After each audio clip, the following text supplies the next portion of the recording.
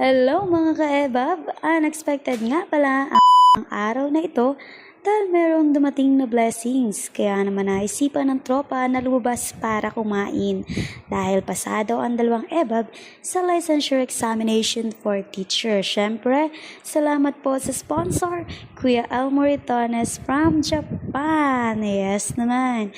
At syempre, meron palang ganitong kaganda na hindi namin inaakalang kainan at pasyalan sa Infanta Quezon. Tingnan mo nga naman, di ba? At eto ang sakada. Kaya naman ang mga ebab ay agad naganap ng mura, ngunit mabubusog ka. At sa aming pag-iikot, namangha talaga ang mga ebab dahil sa dami ng pagpipilian ng mga pagkain. At eto na nga, not expected, na isa sa namataan ang namin na store na ito nila Ma'am Fiorel. Look naman, may pa-pre-egg drop pa.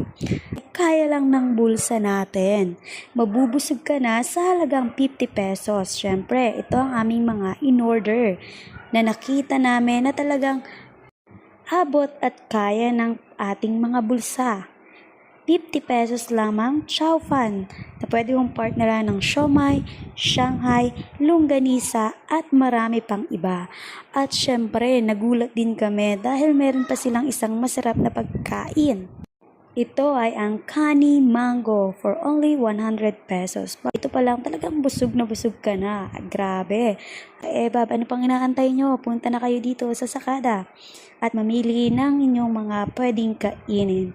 At pagkatapos, ay nag-uli muna ang mga eba para matagtag. Syempre, sa dami naman ng kinain. At grabe namangha talaga ang mga ebab dahil sa ganda ng mga design. Look naman yung nasa taas, mga payong. Hindi ka mababasa kapag umulan. At eto pa, may area din na pwedeng pagtambayan at eto nga nakita namin sila Ate Karen. Kaya nakipwesto na kami at sa paglilibang ay nagutom na naman ang mga ebab. Kaya naman naisipang bumili ulit ng drinks naman at nagulat kami dahil store naman ito ni Ma'am Chinky. Masarap ang drinks na binili namin, kangila ay cucumber. Meron pa silang iba't ibang mga paninda. Masarap din yung lumpia nila for only 9 pesos each. At iba pa na kaya lang ng pulsa natin. Grabe mga ka-eba, busog-lusog talaga kayo dito at di namin inaasahan na may makikita uli kaming kakilala. At nang libre ang team nila Russell at family nila Ate Bian. O diba, unexpected talaga yung mga gantong bagay guys. Grabe, di ko na na-video.